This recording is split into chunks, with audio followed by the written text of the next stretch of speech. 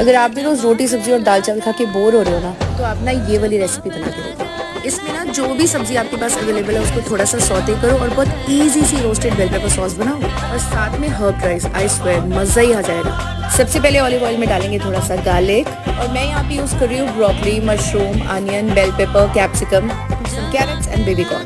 अभी भी have to cook it for good for 5 minutes. तब तक हम बनाते हैं इजी सा अमेजिंग सा सॉस। इसके लिए लेंगे paneer, roasted bell pepper, garlic, salt, water. Now we have to blend it into a smooth puree. अब सॉस को डालेंगे पैन में और उसको भी वेजिटेबल्स के साथ थोड़ा सा कुक करेंगे।